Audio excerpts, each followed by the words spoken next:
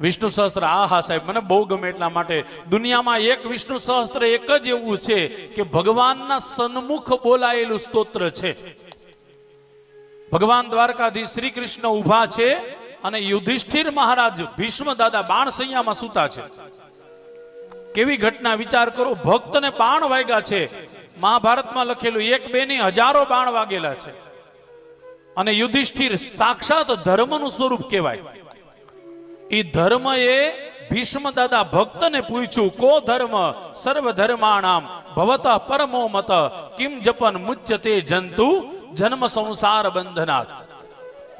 હે દાદા કૃપા કરીને કહો ને, કયો ધર્મ કરવો જોઈએ, કોનું નામ લેવું જોઈએ?